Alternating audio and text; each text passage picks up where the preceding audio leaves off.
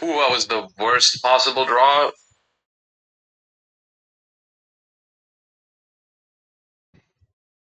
Depths of the Kingdom finally has a TCKMLL thingy. Ooh,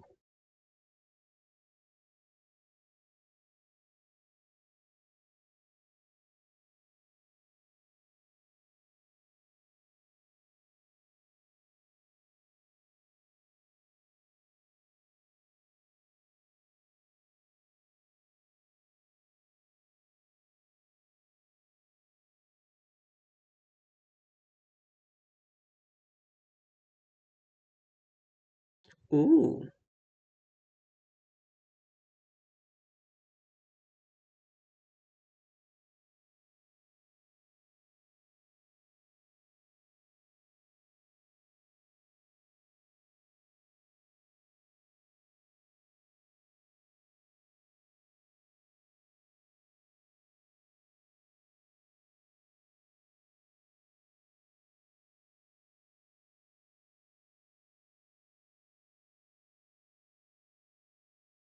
What about DAR though?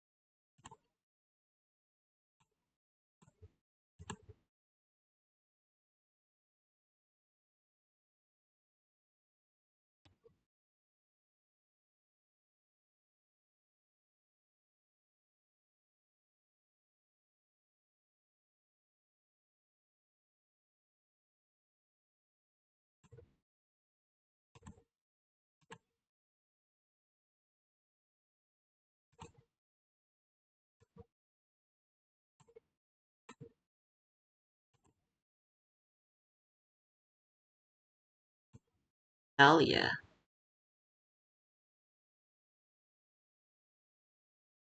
Why not?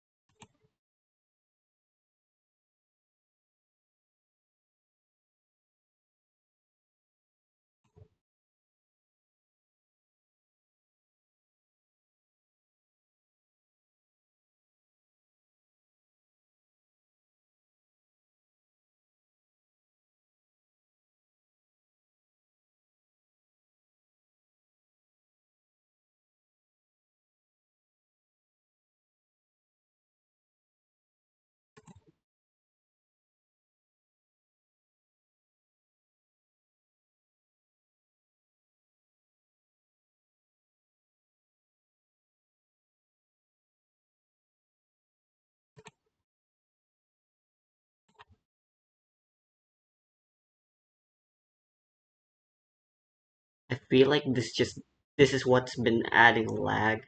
But I don't know.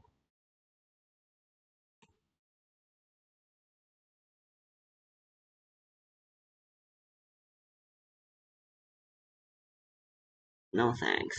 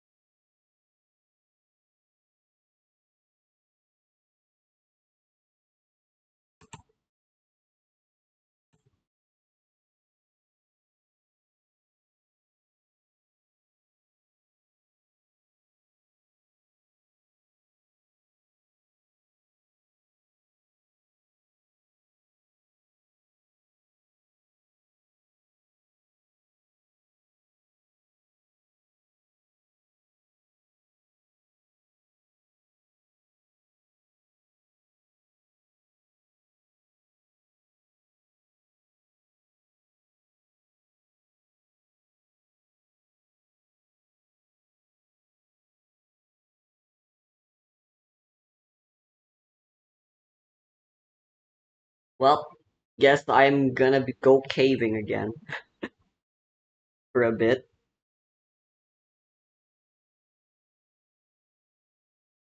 But I still think if I pop the Rahu, I have a better chance.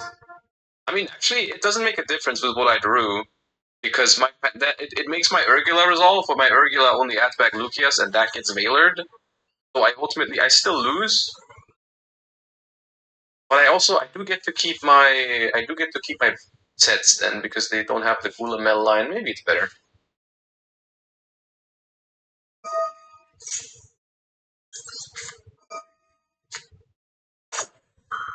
These go away.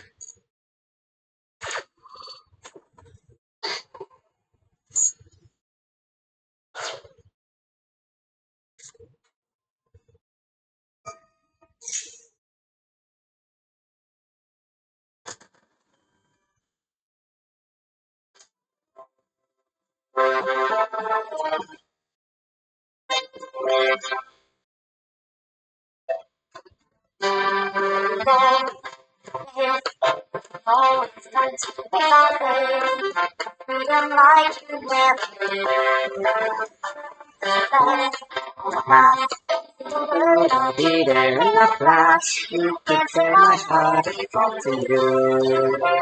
Oh, we can zoom all the way to the moon from this great wide wacky world. Jump with me, grab point with me, oh yeah.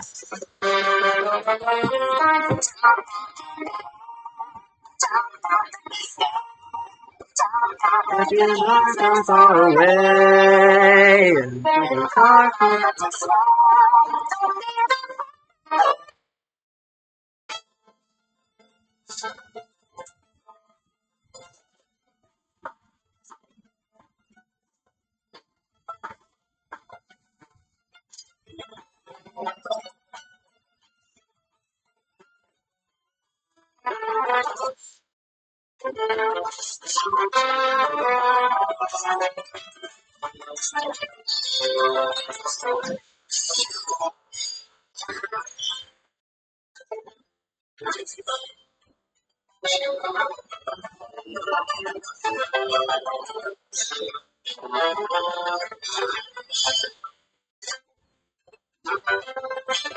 You know, thanks to Septet of the Dead Princess, I just realized Beethoven's Virus is probably the most remixed song in the entire world.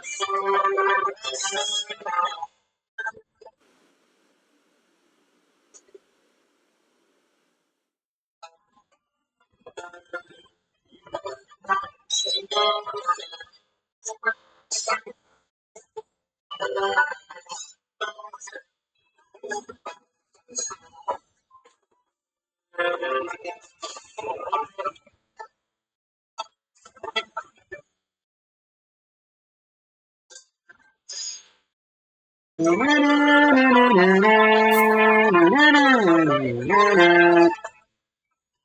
a minute, Josh? I just realized.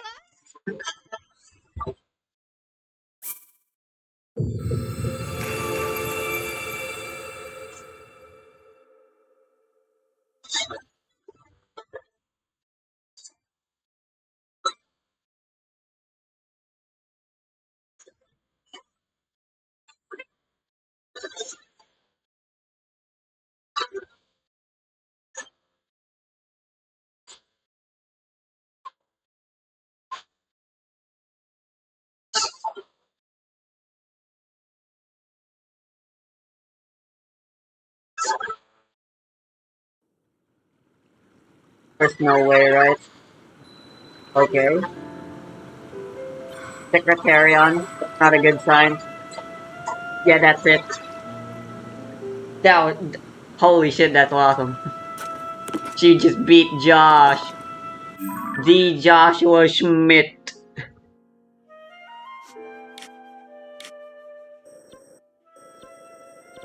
Beaten by the branded player.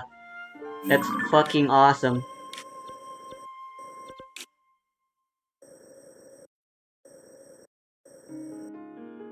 All the boss refights are typically just near their own respective places, right? So far, I haven't come across any boss refight arenas in the Gerudo place.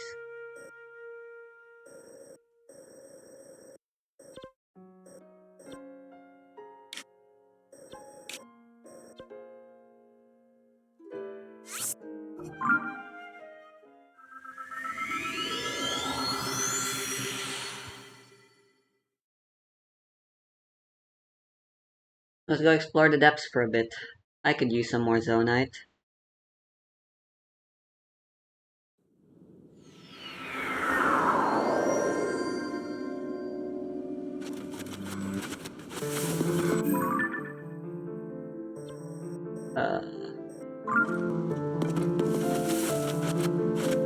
This direction, actually.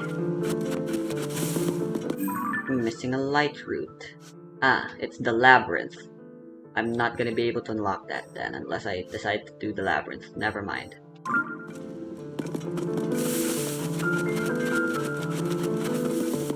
I picked a terrible spot.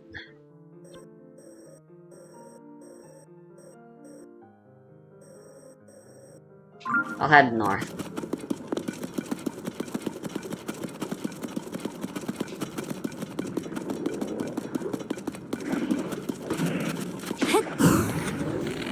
Yo. Fuck.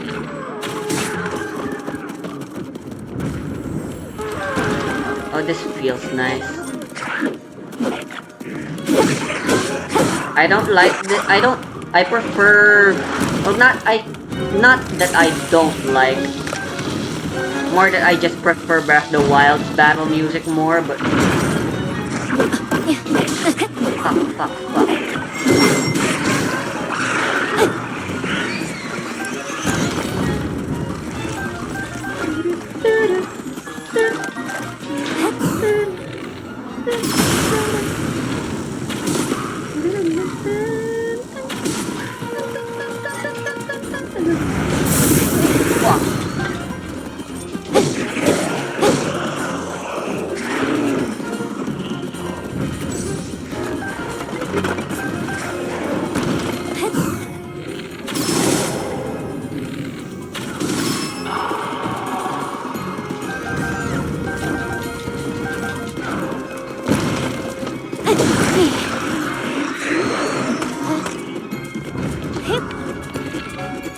Stupid bitch, go back to the Twilight Realm.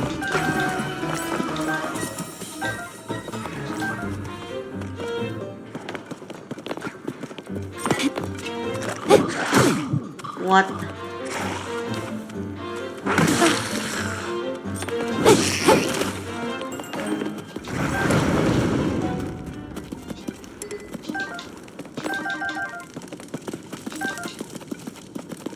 Feels like a shame to waste the Pharaoh's horn on mining.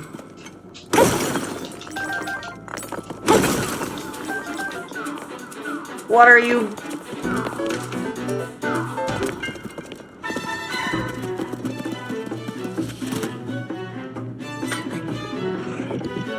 Oh shit, that's a gold Lionel.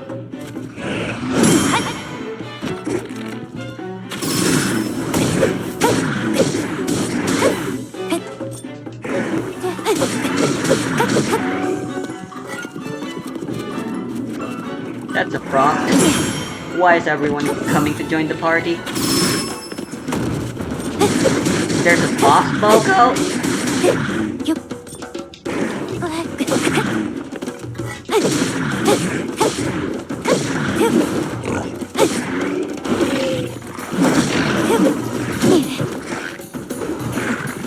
Dude! I swear the game's gonna crash.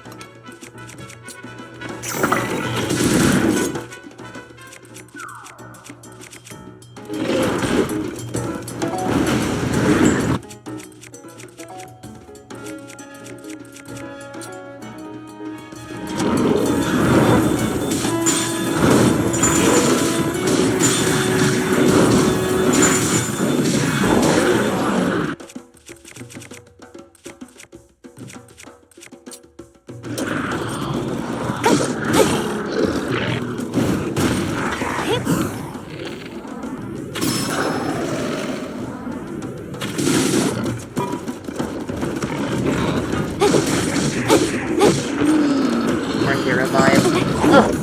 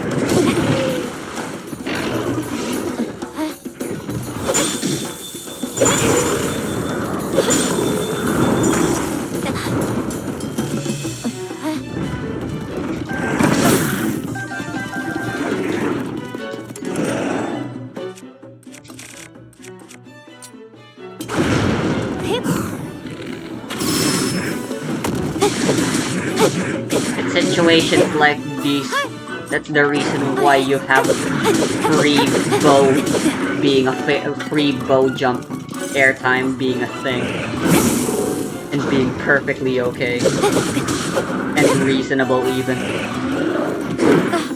Shit.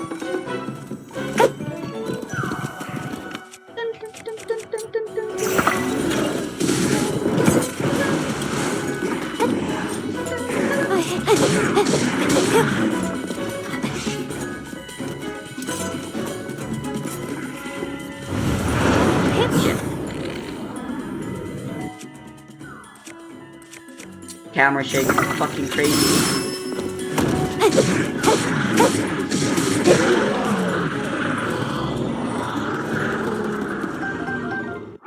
There's no way my Gerudo scimitar is still fine after that. Yeah. Wow, one combat scenario was all it took, huh? To be fair, it was one crazy encounter. Really now? No thanks. Those are non-repairable. Probably the shameful Zonite sword.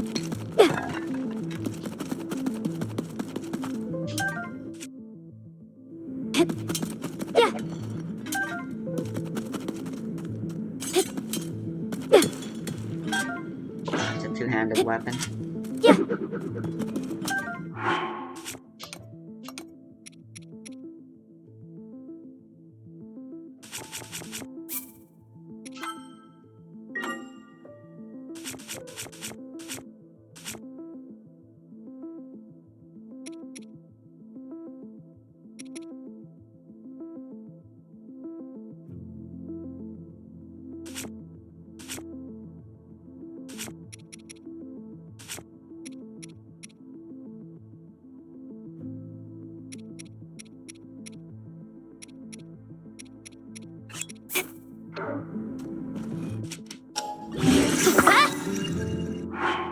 God, that looks hideous.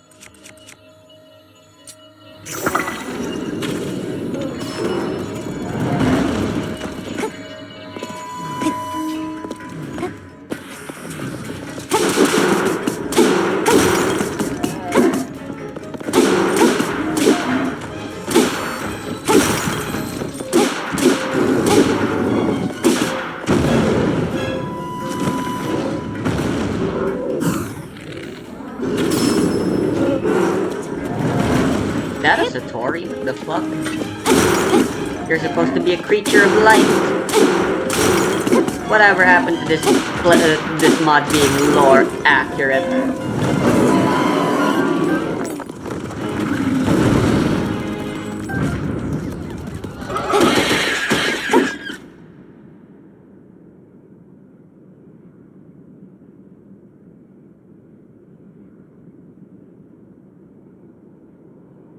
And this is when you decide to crash.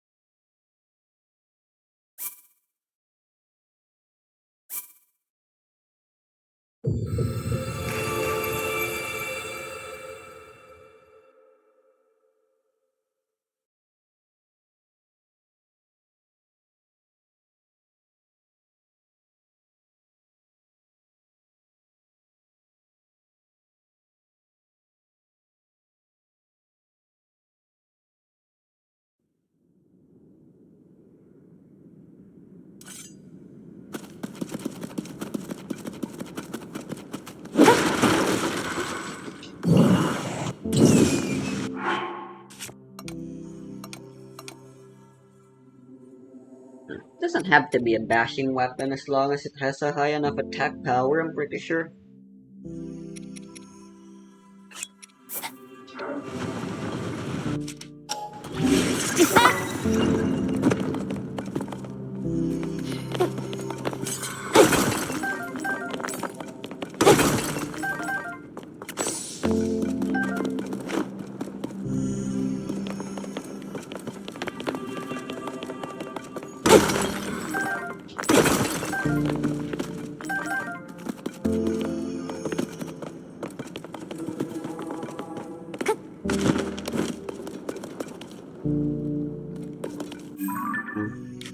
A shame I couldn't get to beat up and get some free frock stuffs, but whatever.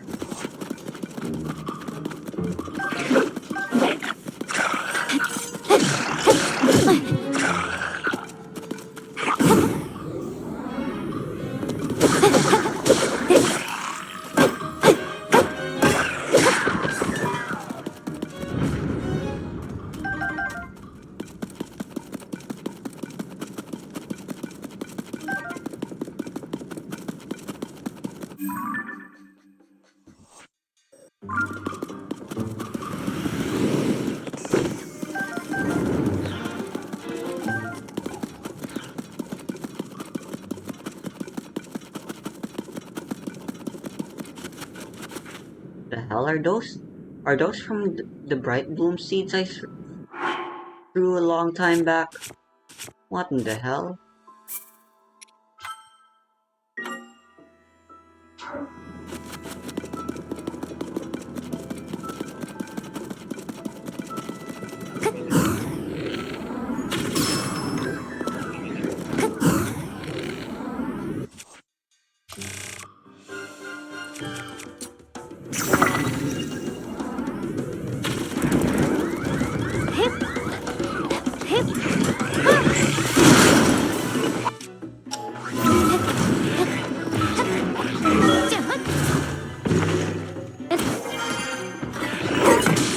What the? He was prepared for me ascending to his location.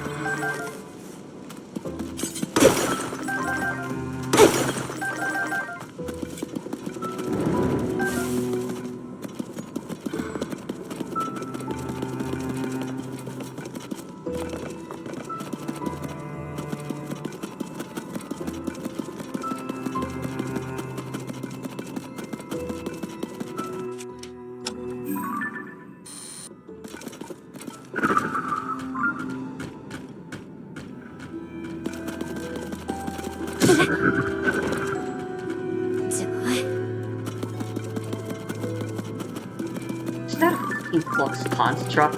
I didn't know those could randomly spawn.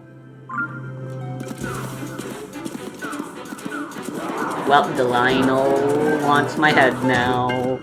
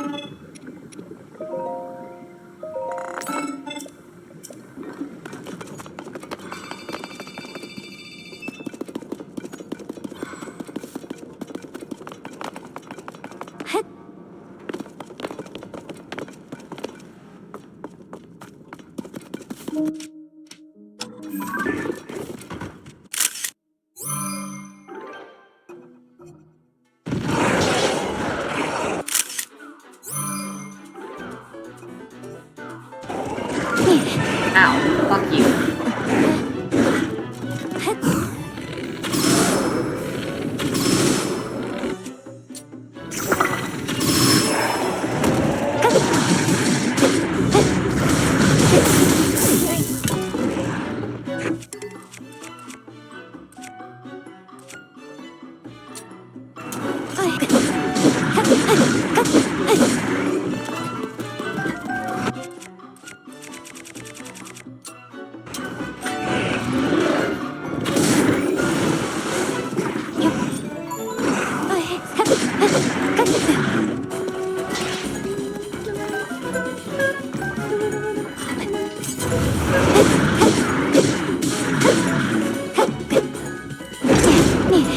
Ooh, that was cool.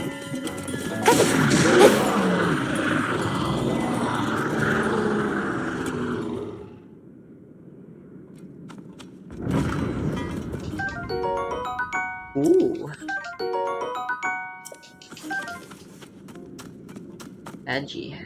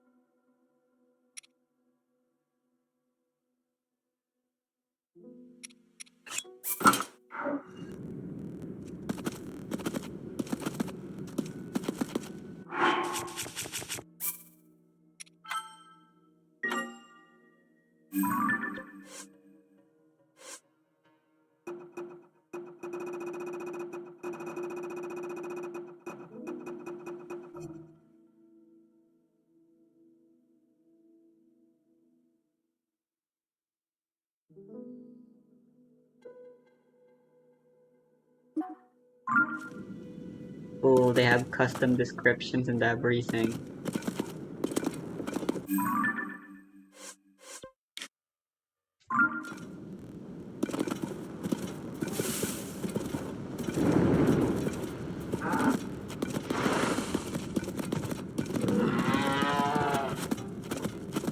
The fauna is an important addition. It means you can get meat around here as well.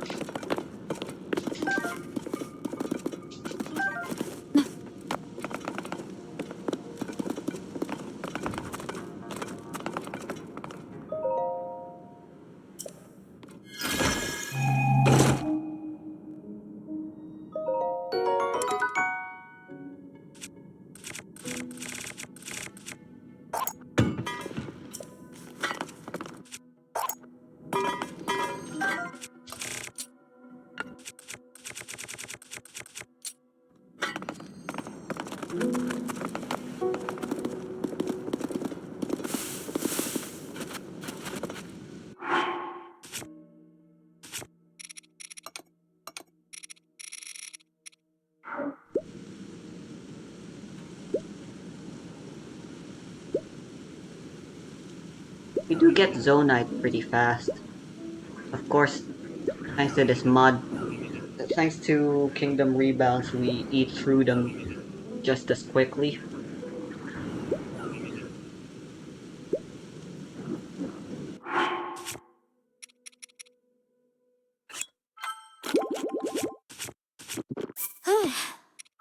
Our consumption increased, but the rate at which you can gain zonite didn't technically decrease.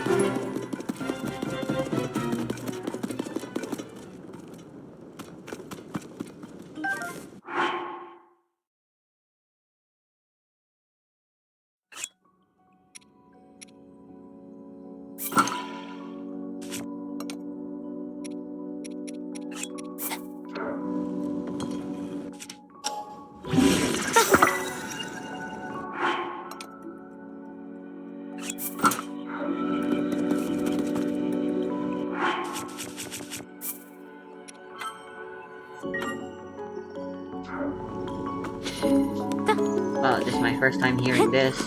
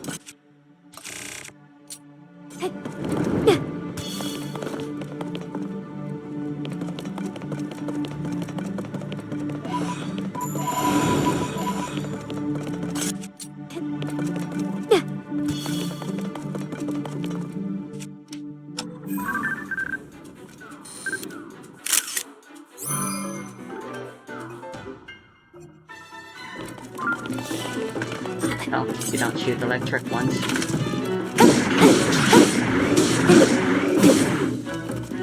Yeah, the equivalent health of a fucking red main Lionel. Weak.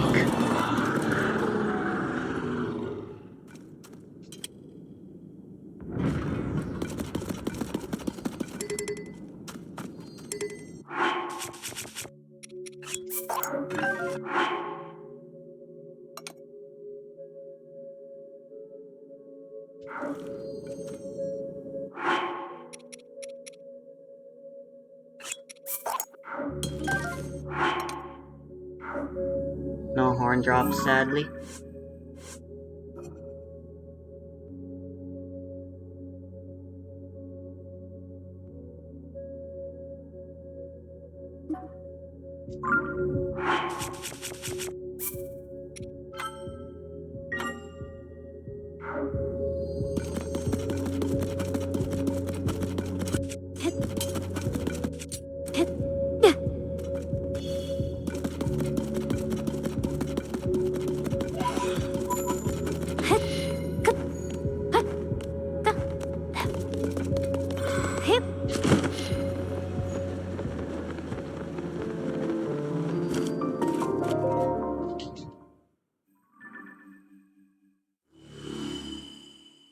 Another thing though, the fucking music. The battle music choices in Depths of the Kingdom fucking suck ass.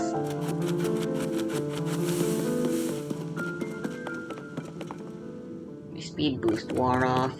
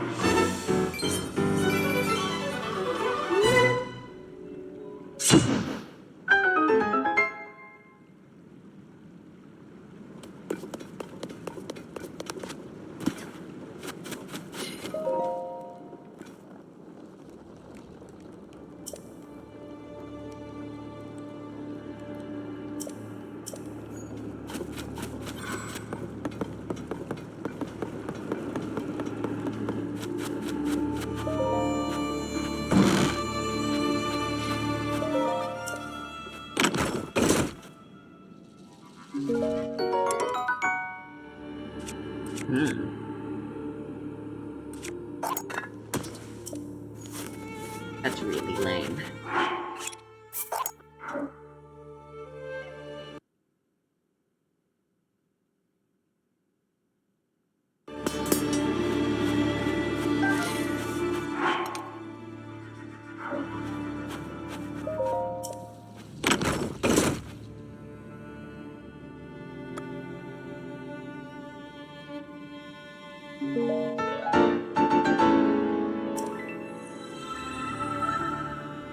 Ooh, the fan boat.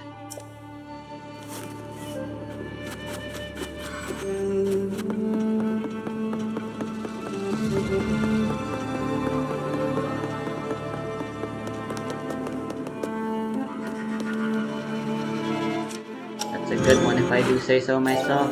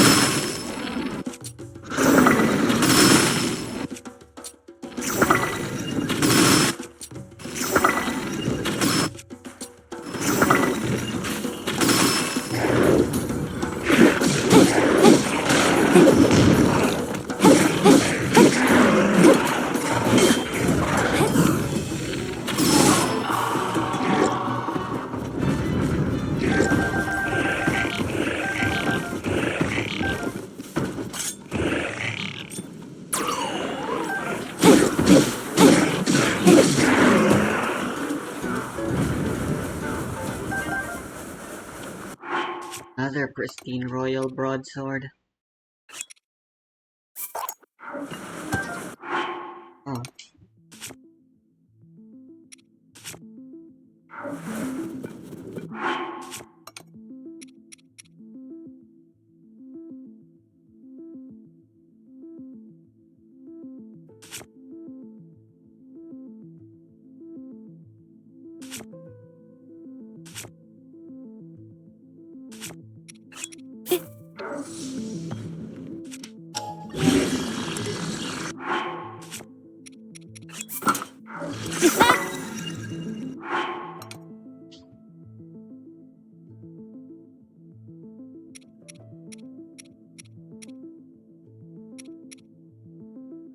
I don't know why I'm so happy about this.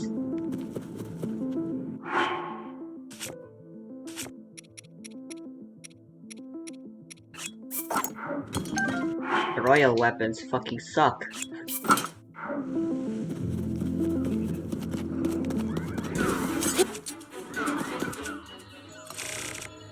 You're joking? Yeah.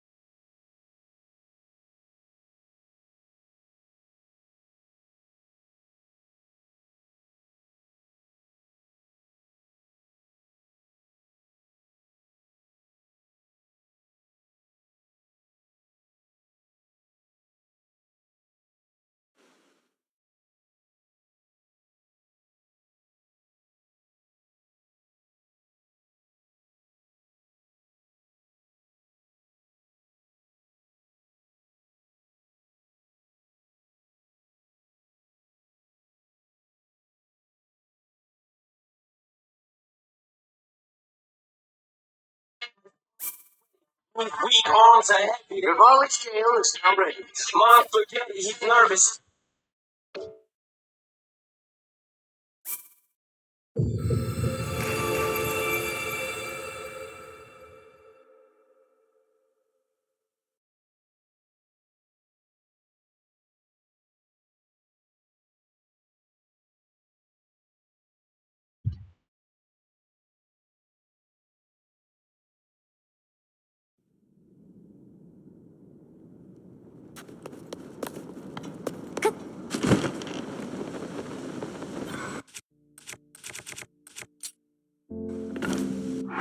Oh, sure.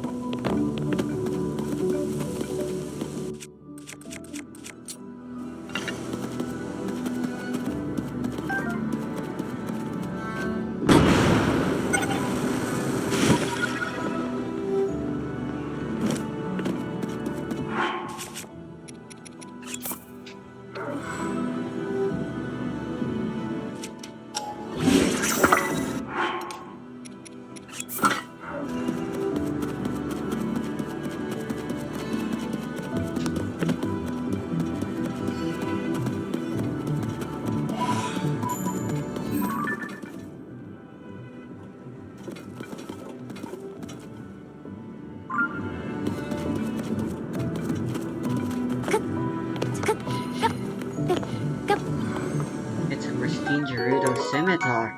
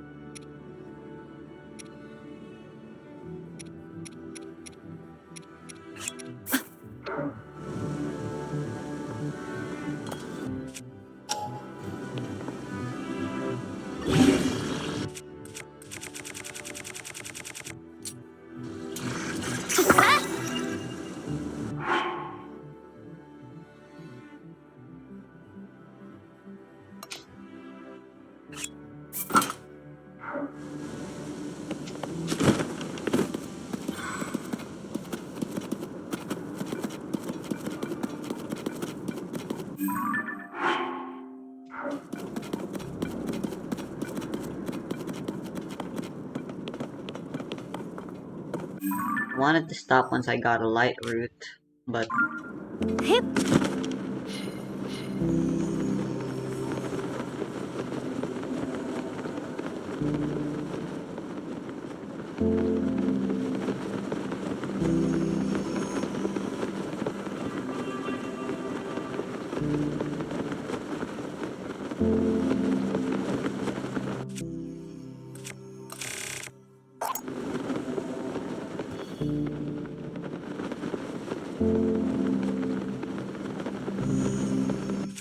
what even is a light route at this point?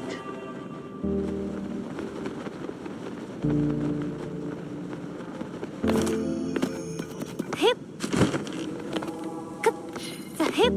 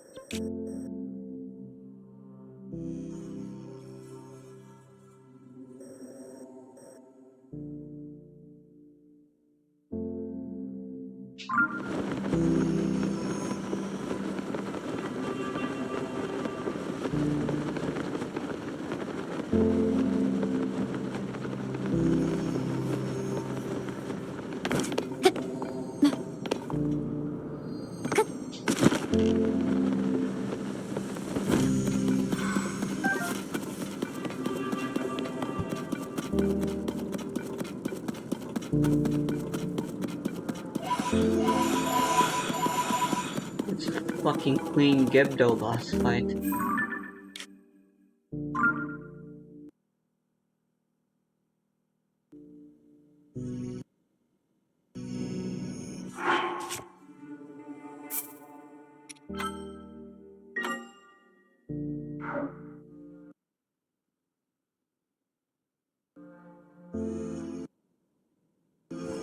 Why not?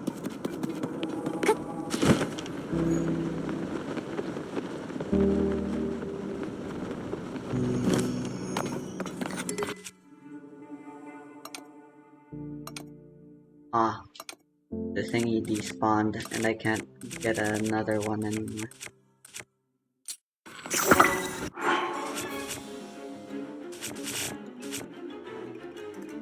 Yeah, I was gonna get another seized construct bow's replacement.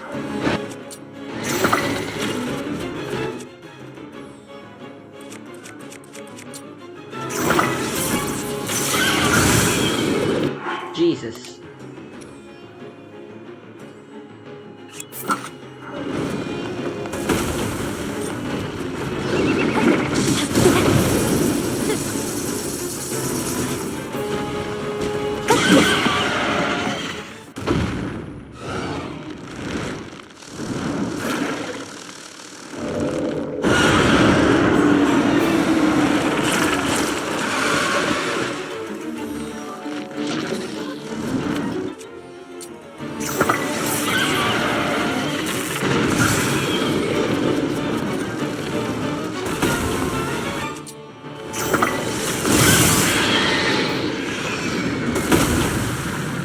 Okay, gemstones are overpowered.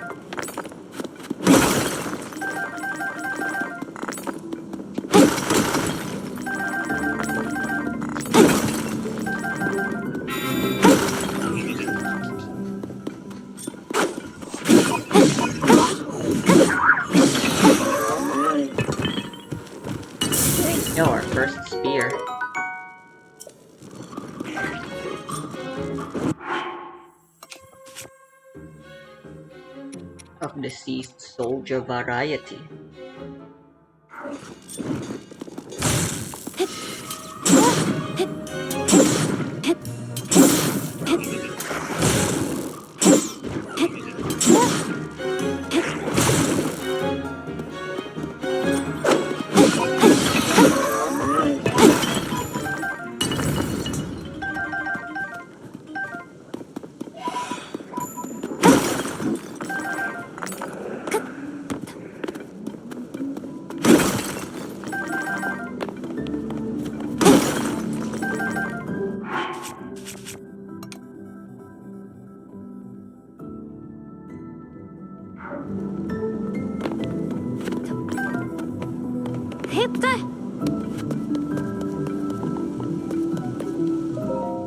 I want the good replacement though.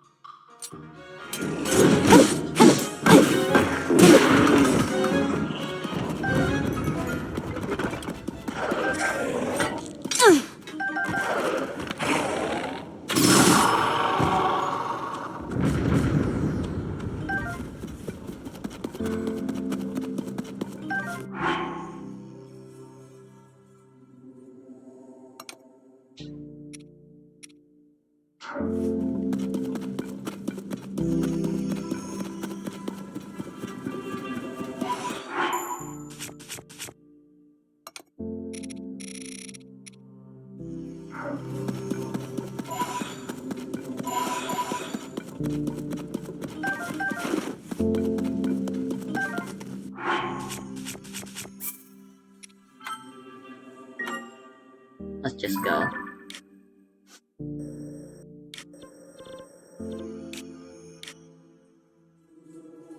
Yeah, I have a bunch of shrines. I should go do them.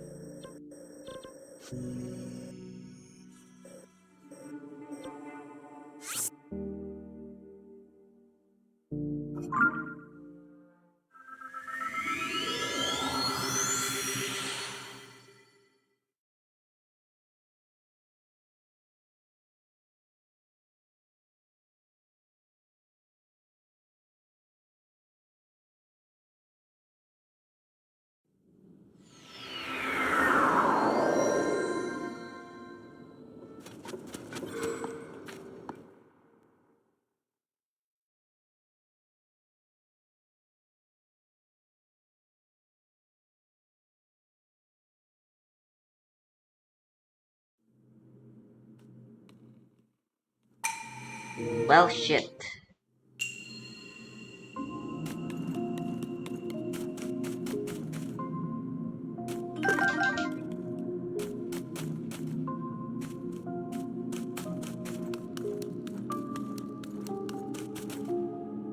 Sneaking mission.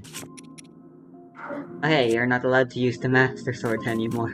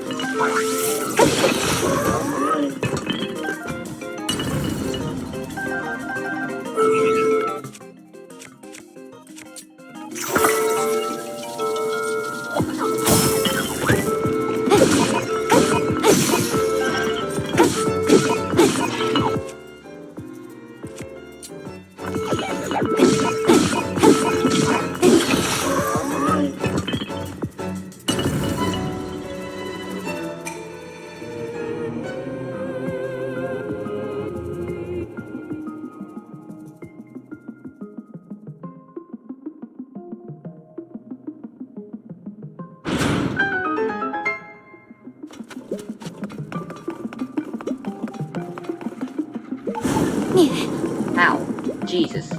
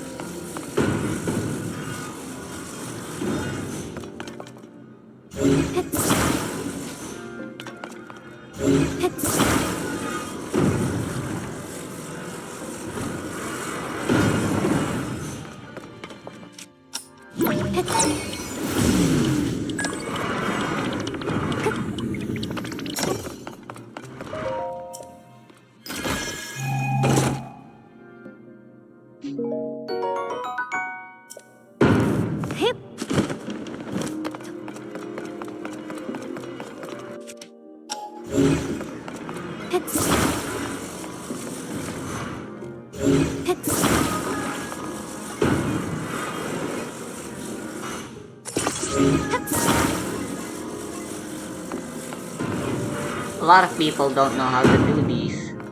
They're actually surprisingly simple.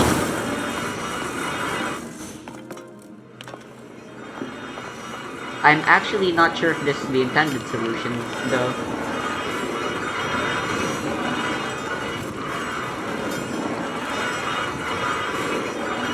But it is the solution I eventually came up with.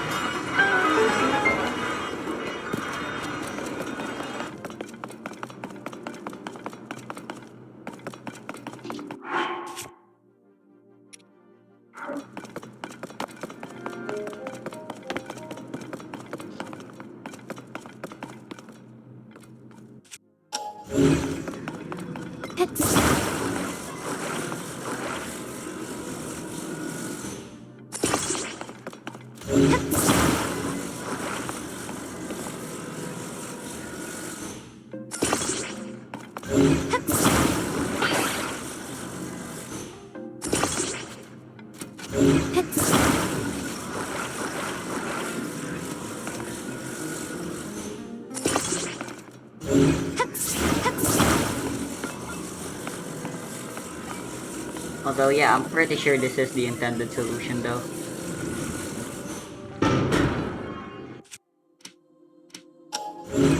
Come back! Come back!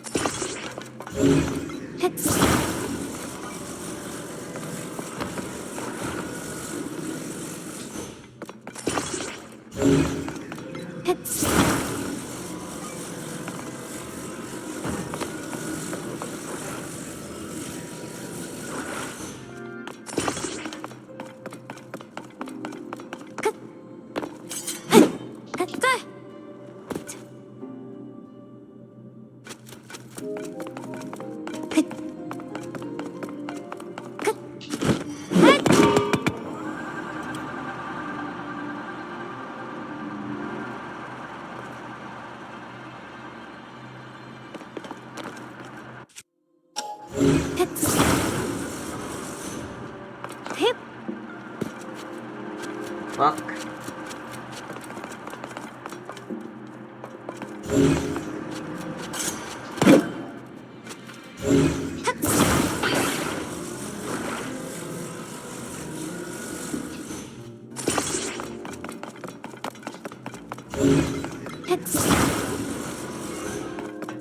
Why do you not want to move?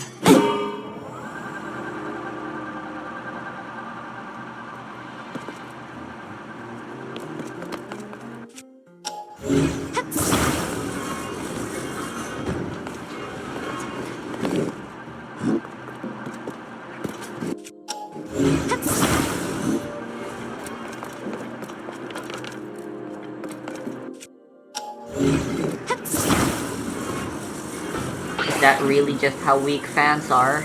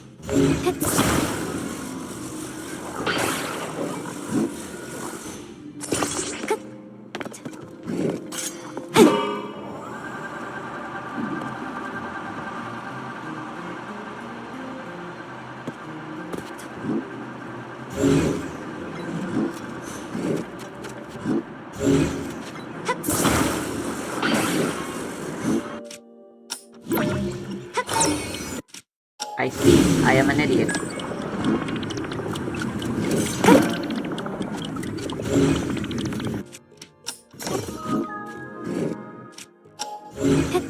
They were stuck.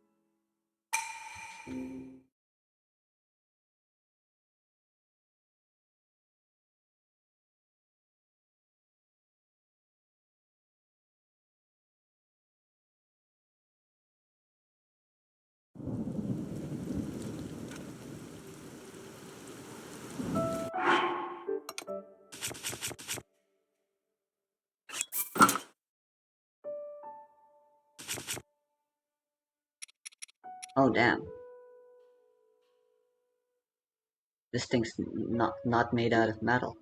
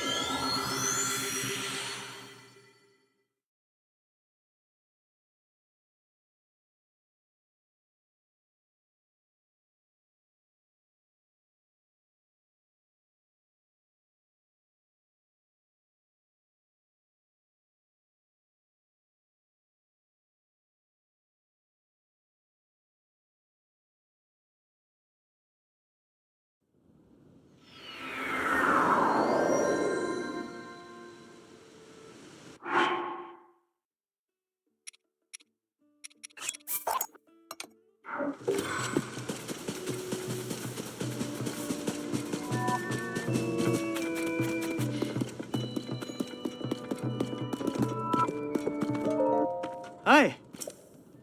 Ah. Hmm. Yeah. Sa.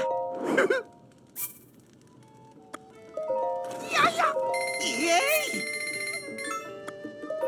Wow. Wow.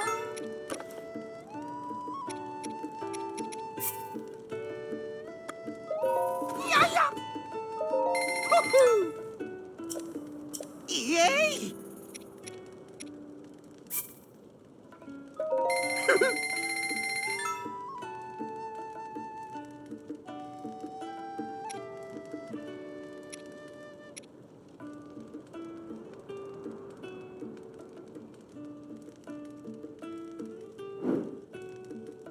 Wow.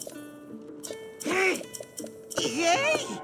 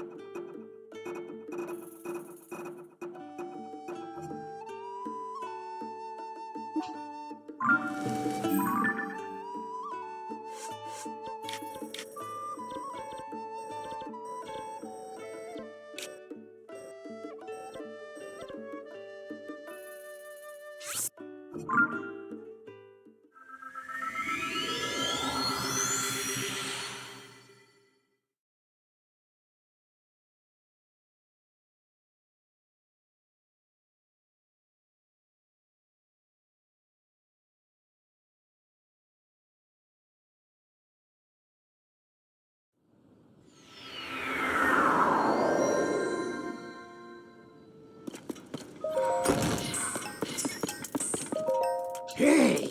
Ha!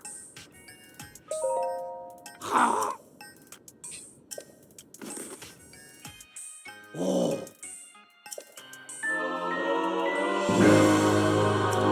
Wah!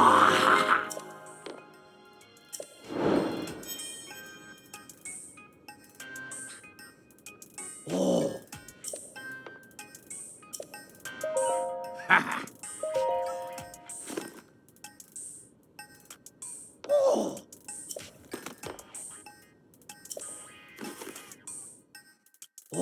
Huh?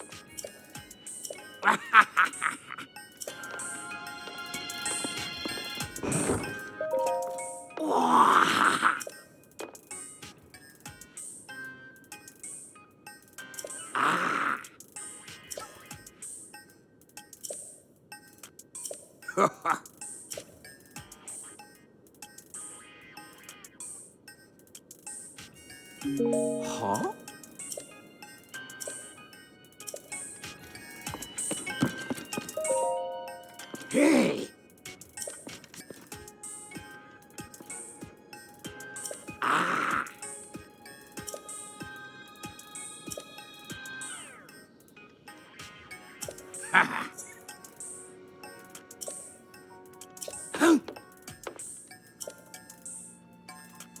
Oh!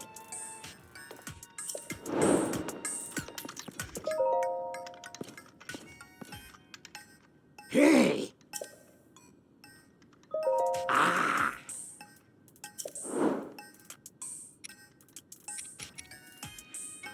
Oh, they're only 20 a pop.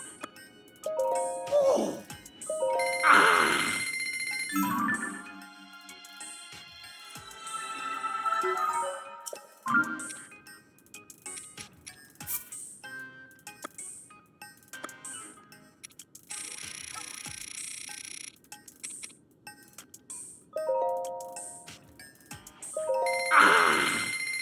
It's the best money sink in the game.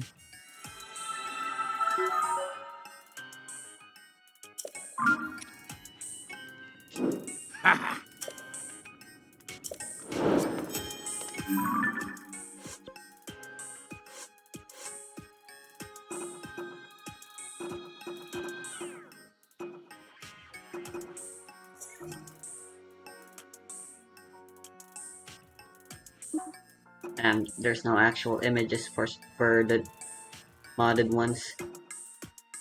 I'll have to replace them with my own.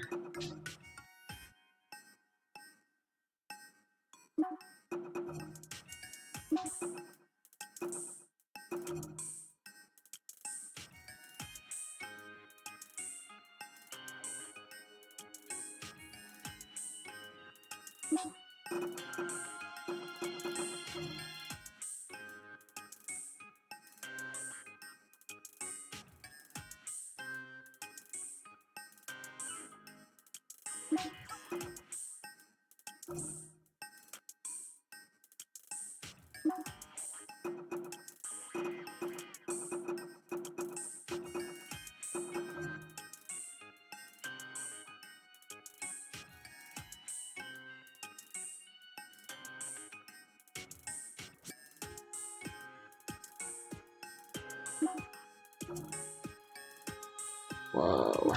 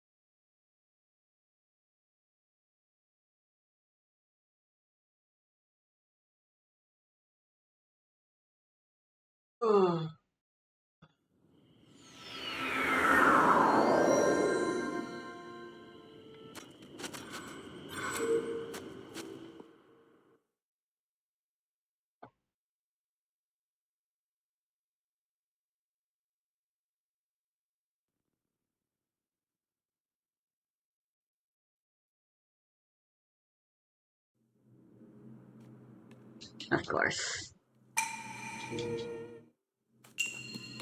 Ah, sure, this one's hard.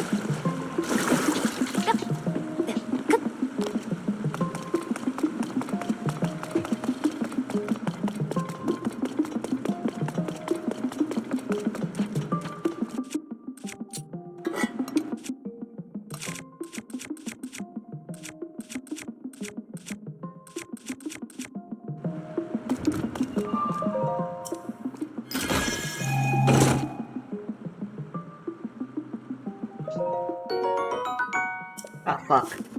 Whatever.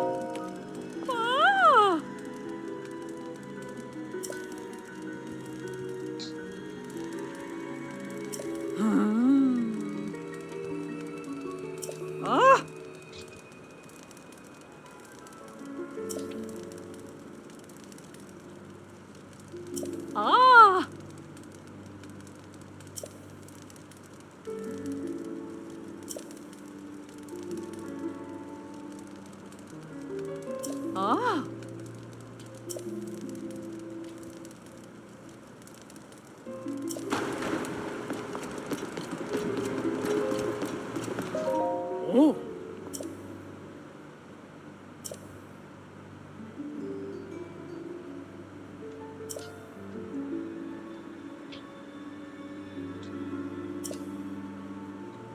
오. 오.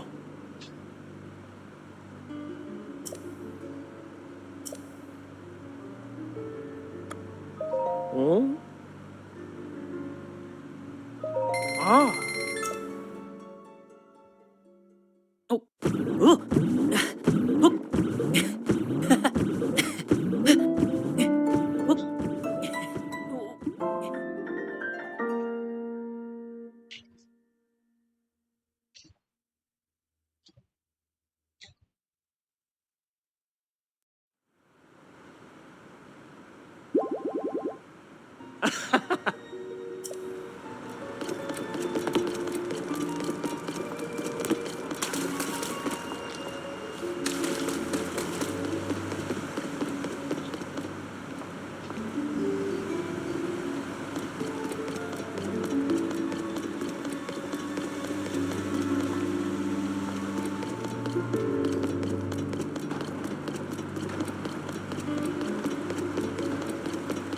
어.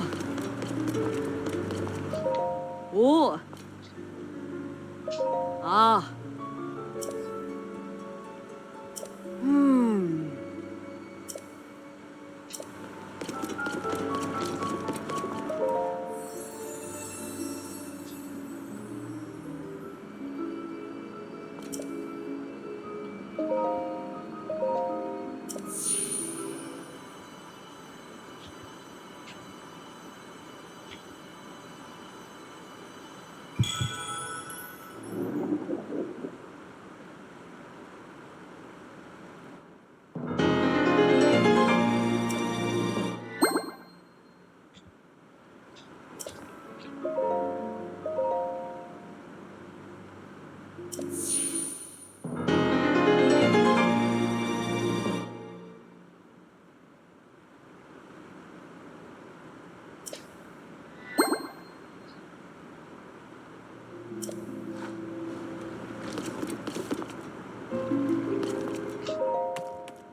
아.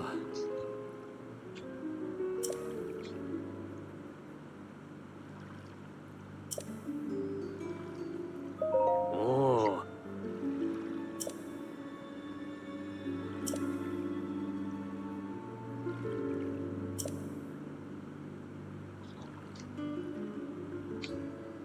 아.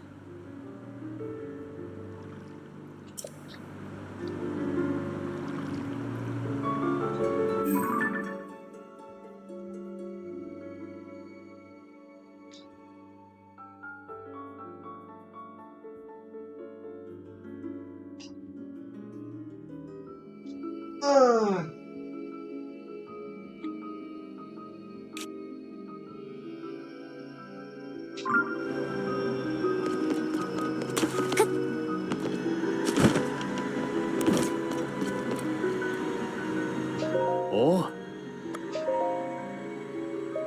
음.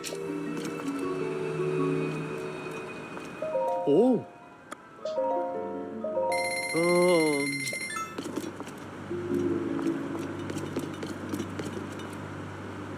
Oh, no fish for sale. Money.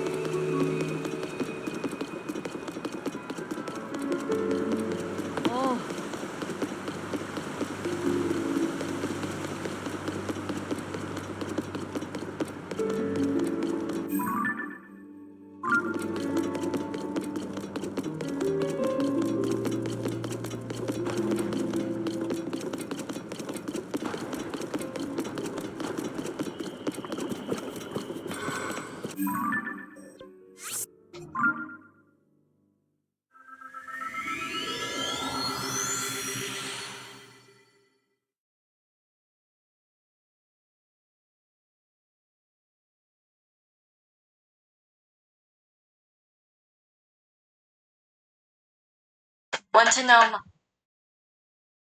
Can you make a career playing Yu-Gi-Oh? And I mean playing Yu-Gi-Oh, not owning a card shop, working at one, or even being a Yu-Gi tuber. I mean, can you make a career out of just playing Yu-Gi-Oh? A game No. with no cash prizes. The answer might actually surprise you. For the answer to be yes, we'll have to answer 3 questions. Number 1, can we earn above a minimum wage job, which is about $19,000? Number 2, can we afford the basic monthly necessities like rent, food, and utilities? Number 3, can we afford to travel throughout the year and keep our deck up to date? But before we start, I want to give a quick disclaimer. Please do not quit your day job to go play Yu-Gi-Oh! Full time. The numbers we're about to look at are the best possible scenario, and also Pokemon pays out way better, so if you're gonna go quit your job, you might as well go with that instead. The first thing we need to do is figure out where we're getting our money from. Since Yu-Gi-Oh! Doesn't give out cash prizes, most of our income will have to be from reselling cards and packs that we win at local and regional tournaments. To give us the best chances of making this work, let's assume these 3 things. Number 1, if you buy the best deck, you'll learn how to play it and make the top cut of any local you play in. Number 2, your average prizes for winning locals are 8 packs of the newest set. Number 3, you can resell packs for either half their price or open them. Since many locals have tournaments on a weekday and a weekend, let's assume you can find 1 local to go to every day of the week and 2 on the weekend, including Friday, with each costing $5 to enter. If you go to 10 tournaments a week, then we would assume you win a total of 80 packs. Now, you have an important choice. You can either open your packs or sell them back to the store for 50% of the value, or a total of $180 per week. However, if you've seen my video calculating the ROI of recent booster sets, then you'd know the average Yu-Gi-Oh! Pack has an expected value of around $3. So, over time, it'd be more cost efficient to open the packs rather than sell them back. This would mean you have a weekly income of around $190, or $9,880 over 52 weeks. Now, that's under minimum wage, but we're not done yet. Regionals and YCSs are a step up from the local scene in terms of competition, and they can come with some good, alright, prizing. At most, regionals will usually win you a couple of packs and maybe a mat. So we'll just assume if you can make it to one every 3 months, each one will give you roughly $100 between the packs and the mat. That's not a lot, but YCSs are where we can really begin to rack up some earnings. YCSs, or Yu-Gi-Oh! Championship qualifiers, are where you can get exclusive promos and points towards being invited to the World Tournament. However, there are some better ways to spend your time at YCSs than just trying to get exclusive prizing. These tournaments usually have side events that can win you cards that go for hundreds, if not thousands more than the normal promos. The side event I'm specifically talking about, of course, is Attack of the Giant Cards. This side event rewards the top competitors with exactly what you'd expect, a giant card. But the thing is, these cards can go for thousands online. Although there's no section for them on TCG Player, when you look at sites like eBay, you can see them go from 1,000 apiece to over 7,000, depending on the card. So, if you were to grind just these side events instead of the normal tournament, we can assume that you would earn around $3,000 per card on average, and if you manage to attend 3 YCSs with these events, that's an additional $9,000 for your yearly salary. While this is an appealing option, out on the ability to potentially be invited to the World Tournament, where some of Yu-Gi-Oh!'s most expensive promos are won. So, you would need to attend at least 1 more YCS in order to secure your ticket to Worlds. Doing so would also win you an ultra rare, another verse card, which could go for another few $1,000s. This number is a little harder to estimate since there are a lot less ultra YCS promos that are on the market. But a PSA 10 2020 promo was sold for $5,000, so if we assume an ungraded version is about half that, we can guess that you could get $2,500 for the ultra rare promo. The last upper level tournament before Worlds are WCQs. If you manage to make the top cut at one of these events, you get a trophy, invite to Worlds, 2 super rare Another Verse cards, a Steam Deck, 72 packs, complete sets of the 2 newest packs, and the WCQ game net. With Yu-Gi-Oh cards losing value pretty quickly after a set's release, it's a little tough to estimate the total value of these prizes, but going off TCG Player, we can estimate that the total earnings from winning a WCQ is around 3,400. 500 for the Steam Deck, 750 for the promos, 160 for the packs, 1,800 for the cards from the newest set, and $100 for the mat. Second place would net a significantly smaller amount, since second place doesn't get QCR versions of cards from the two newest sets. So before we even think about moving on to Worlds, where do we stand in terms of salary? Well, as a business major, let me recap in the best way I know how, by giving the work to someone else. I'll take it from here. Thanks for letting me tag in. That was so bad. According to our data, if we took 2 weeks off for every YCS or World Championship qualifier, then we would be earning $9,300 for the locals, $400 for the regionals, $11,500 for the YCSs, $3,300 for the WCQs, leaving us with a total of $24,600, which is $7,000 more than minimum wage. Assuming you win. Please subscribe to me, he doesn't pay me anything. This salary may seem like a lot more than a minimum wage job, but remember what it took to get here. It required winning 430 locals, 4 regionals, 3 side events, and placing first at a YCS and a WCQ. That's really difficult.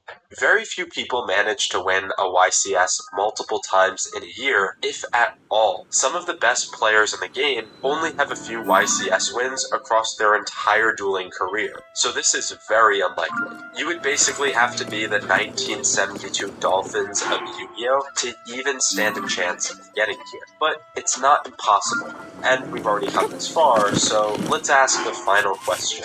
What about Worlds? The Yu-Gi-Oh! World Tournament is limited to around 27 competitors, and only 2 take home the biggest prizes of the event. They are, of course, the 2 exclusive promo cards. These cards are one of a kind and are often sold to the highest bidder for thousands, if not tens of thousands. Charlie's parents are downstairs taking auctions for this card. What's the highest offer right now? 25 grand. $25,000. So, if you were able to pull off topping Worlds and selling your prize card for $25,000, your final salary would likely be $9,300 from locals, $400 from regionals, $9,000 from YCSs, $3,400 from the WCQ, and $25,000 from Worlds, making your salary a whopping $49,000. And this amount would be more than enough to cover our average living expenses of $37,000, travel expenses of $7,000, entry costs of $2,000, and dueling costs of $2,000, leaving around $4,000 left over to spend on whatever you like. What about Master Duel events? So what did we learn? According to our 3 criteria, technically speaking, it is possible to make playing Yu-Gi-Oh! A full-time job. But if we're being honest, unless you're throwing in added income by getting a different part-time job or being a Yu-Gi tuber, simply playing Yu-Gi-Oh! For a living isn't a sustainable job. The amount of heart of the carding and event topping that you would need is just insane, and no one can go that long without bricking. Not just that, but only 2 people can win the top prizes anyway, limiting the amount of people that could actually make this a career to just 1 or 2. So, with all that in mind, Pokemon literally pays $50,000 for winning Worlds. Just go play that instead. Thank you so much for watching. This video has been on my to-do list for over a year now, and it was a lot of fun just to theory craft how on earth Yugi and the gang don't go broke. Keeping with the theme of this video, make sure to check out my other newest release, Things to Do If You're Not Playing Yu-Gi-Oh! Or feel free to check out whatever the newest release I have is here. I'm pretty confident you'll like either, so make sure to check them out. Thank you for watching, and please subscribe.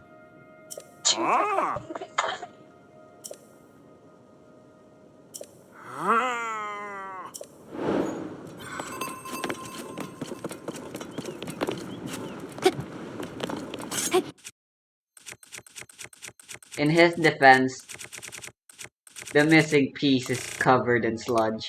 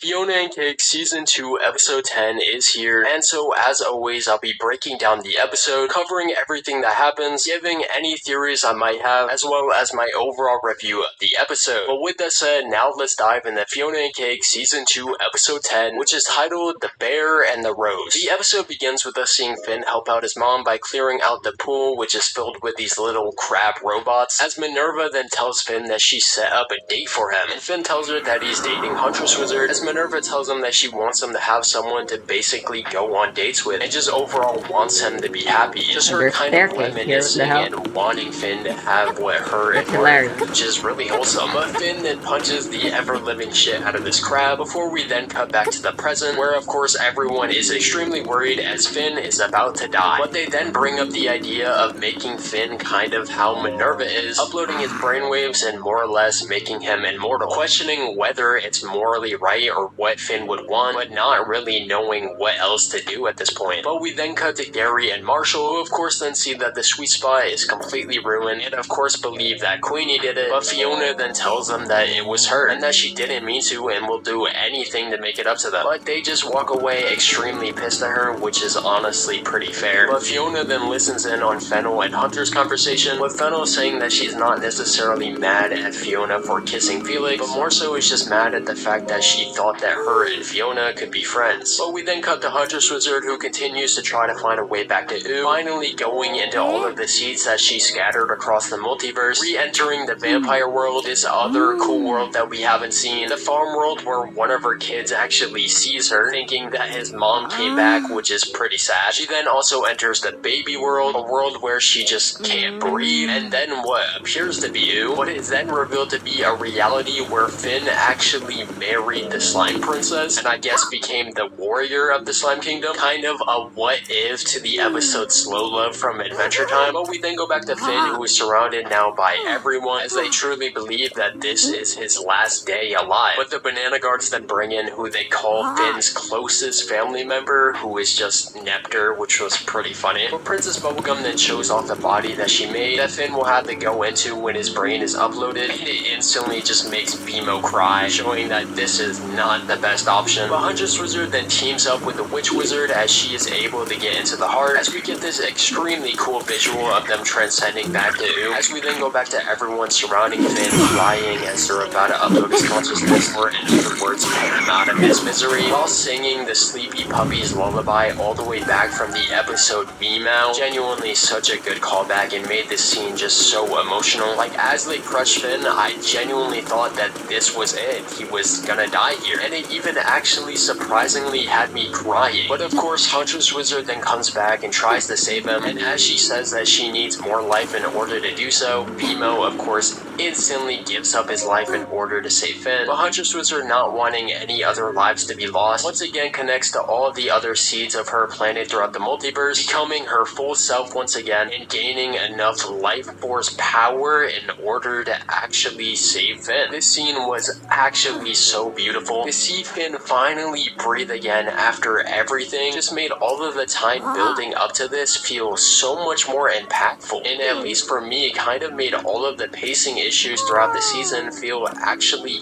good and worth it. But nonetheless, they then realized that Finn's consciousness isn't in the cloud, and so even if he was alive for a second, now he's kind of just a shell. And so Huntress Wizard goes to tell Cake what's happening and to go get Fiona, who we then see finally tell Flame Prince that they aren't good for each other, finally giving a proper conclusion to their love story, before Cake then appears and tells Fiona that she has to go into Finn's mind in order to save him. And as Fiona recollects all the memories she has of Finn, she actually enters Finn's imagination, which we haven't seen since season 1 of Adventure Time. So this was actually a pretty cool callback. But she then enters Finn's mind room, where she then crawls down a hole to the Pello Fort from Poohole, as well as then sees the labyrinth of the Lemongrab Castle, the dungeon where Fern trapped Finn, the stairway inside of the Candy Kingdom Castle, as well as some other places that I would assume are from the original series. But as she goes further down into his memories, she finds Finn, who is actually his his teenage self in a box. And Fiona tells him that there's a lot of people waiting for him, but Finn says that regardless, he still feels like dump truck, as well as that nobody loves him as much as Jake did. Finn is actually so traumatized by Jake's death, and it's actually just so sad. But Fiona then tells Finn that Huntress Wizard loves him, and that she's been fighting like hell to save him, and as well has learned from her that she needs to treat her friends better. And hearing this, Finn comes out of the box, as the two then grab each other's hands, and Finn officially comes back. As Finn and Huntress Wizard then kiss, and everyone celebrates, ending Huntress Wizard and Finn in whose side of the story in honestly the most perfect way they could. My goat lives to see another day. Thank God they didn't kill him here, and also thank God they didn't kill Huntress Wizard either, or make her sacrifice herself to save him. I saw a lot of people saying that they would have hated if that happened, and I of course would not have been a fan of it either. But nonetheless, we then cut the kid confronting Monochromacorn, finally revealing to him that she's a fucking cat, and that she didn't feel right kissing him, as he then says that she's magic and asks her if they can just be friends, ending their story in a pretty good way. But we then cut to Gary and Marshall, who then see that Fiona actually made them a cake to apologize to them. At first, Gary says that it's not enough, but after eating the cake, Gary comes around saying that next time he'll help her, as Fiona then hugs Gary and apologizes once again, as well as the Marshal saying that she should have listened to him about her mom, and that she didn't know how deep it went. But we then get one last Marshall Lee song, as we get a montage of what everyone is up to after the finale. Seeing Kid continue to hang out with the Karmic Worm, Fiona seemingly apologizing to Fennel, the Scarab trying to help Prismo get over everything that just happened, Huntress Wizard actually teaching a class in Wizard City, Finn finally getting that much needed axe mod, the Spirit Dream Warrior seeing Ashford run off acting like Fiona or Finn, and then following her interested by it, so possibly she really is like the next generation's Fiona. Now maybe he's gonna help her on her path. But we then see Gary teaching a cooking class, Marshall playing songs with Simone, Fiona and Fennel officially becoming friends, and Fiona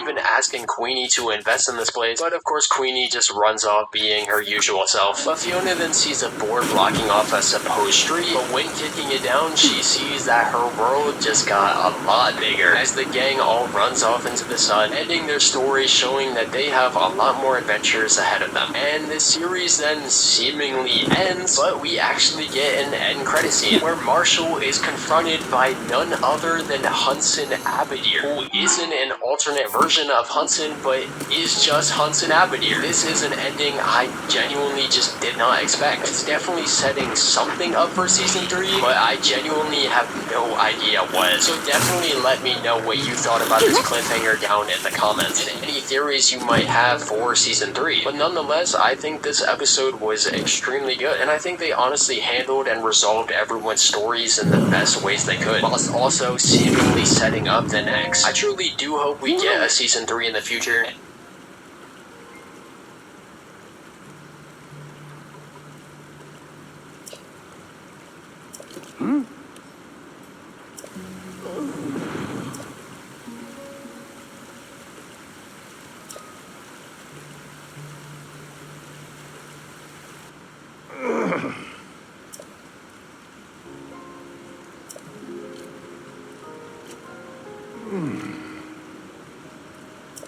Huh?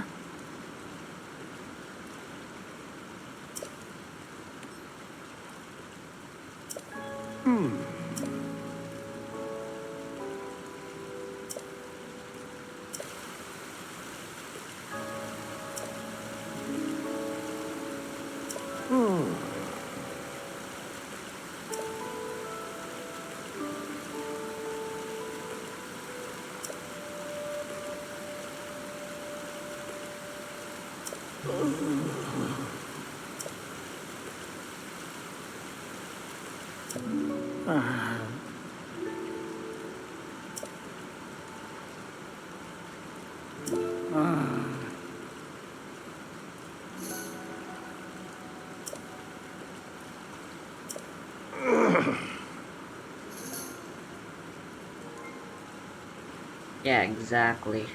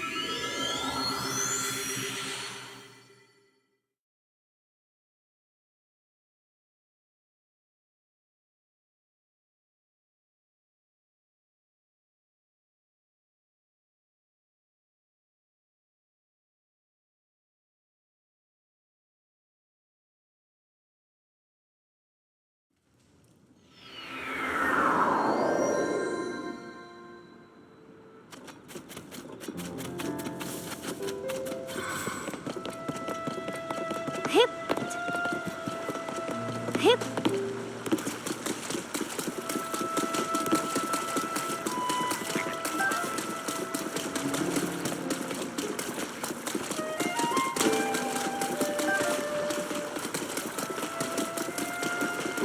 Nifa, he's still here. Pretty much the only remaining memory of Breath of the Wild, since everything is systematically been removed.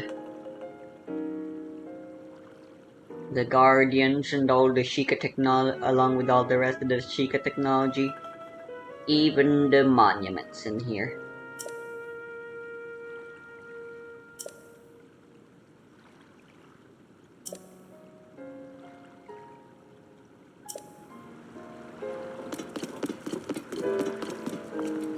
Ah, I get it. Hip.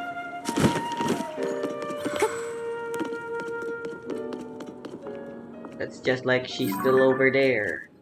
The elephant robot.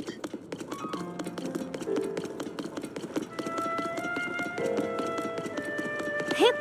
The weapon turned tombstone. Hip.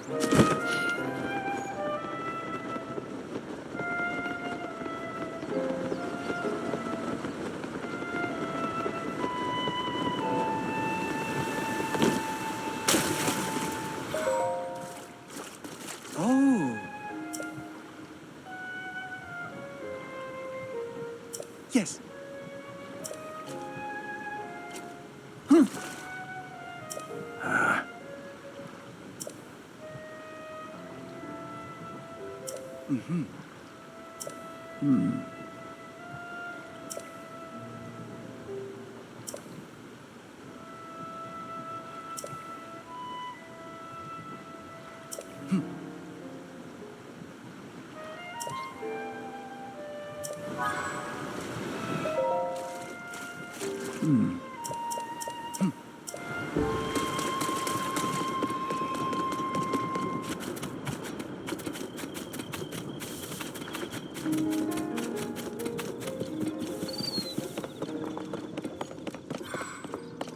Hip. Should be able to make it without any need for technology. I think. Hip. Especially with tooling. Yeah.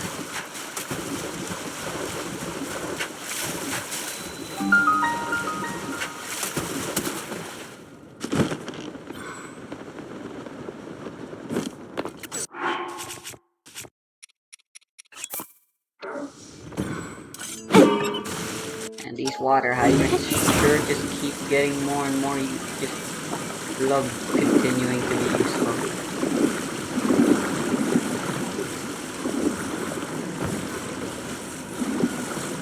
Where does the water even come from? literally infinite water. This'll solve world thirst.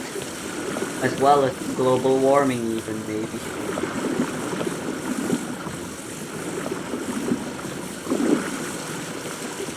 Anyway, this took me depressingly way too long to figure out. But it's all about positioning.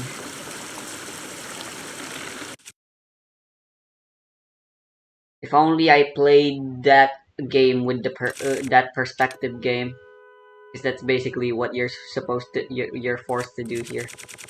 Anyway, we gotta manually scroll.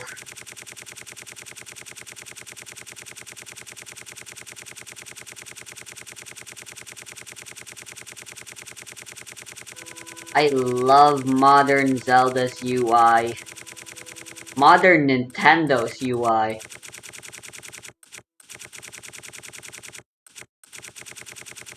Decisioning. So much. How hard is it to have a favorites list? You know?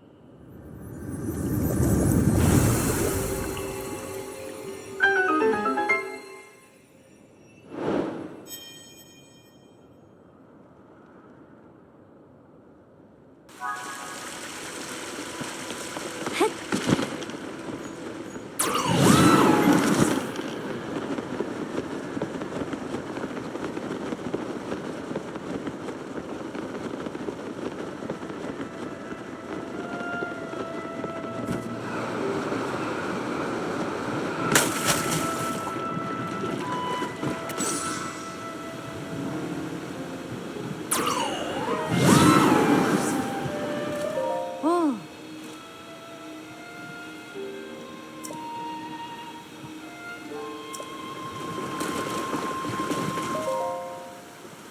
Uh.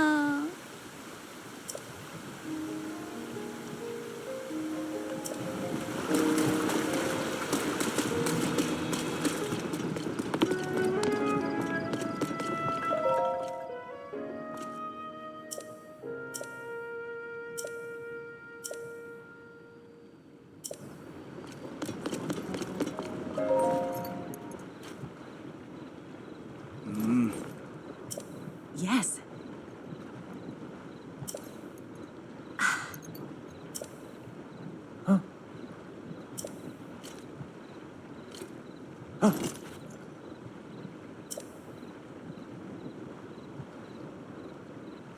Oh.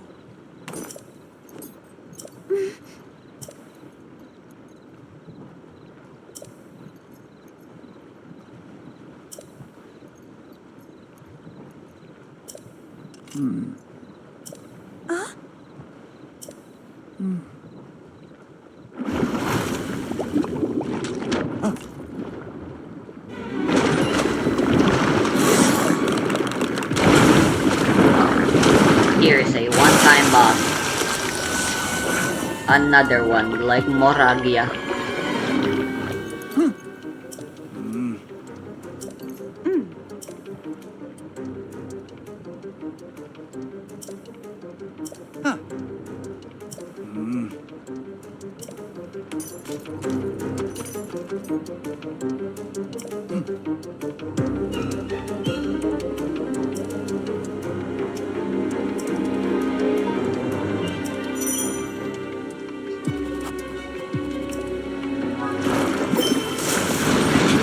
We need to get up close and personal. Be careful.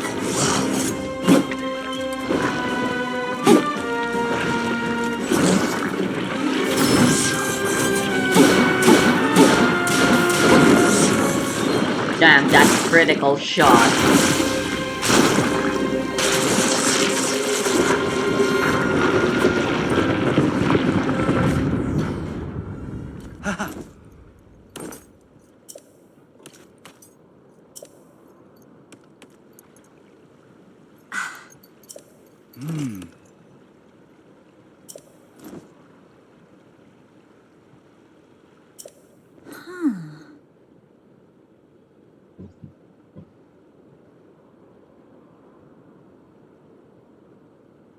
Madame Blink.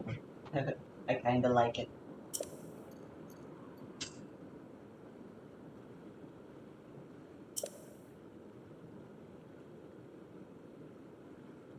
Yes. Hmm.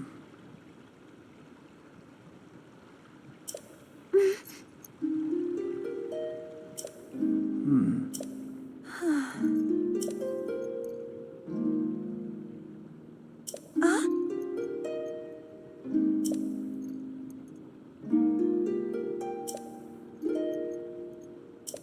Hmm. Come now. Oof. Hey now.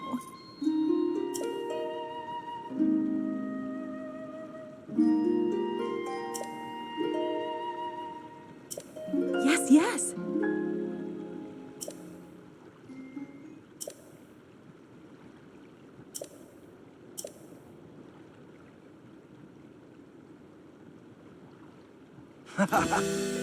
Ah.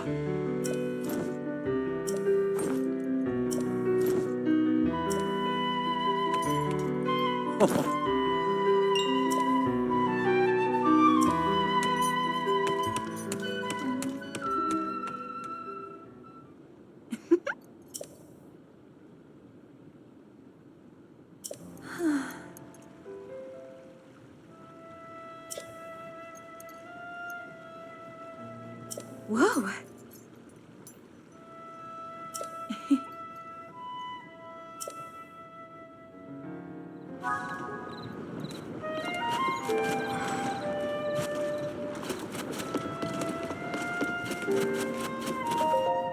Yup.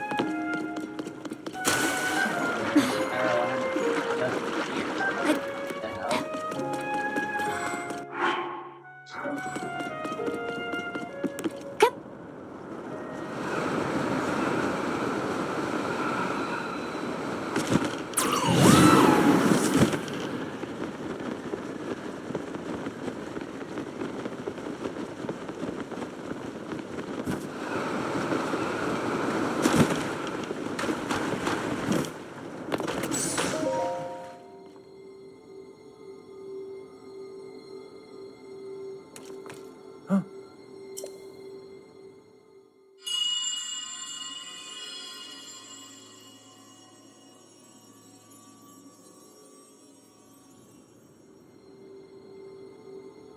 Hmm. Hmm.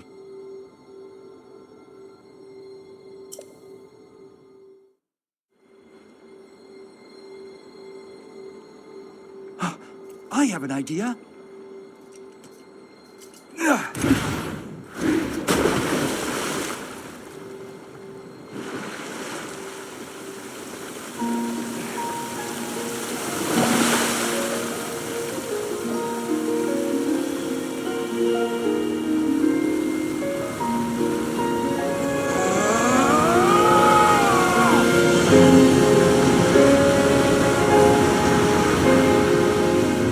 It's just as I thought.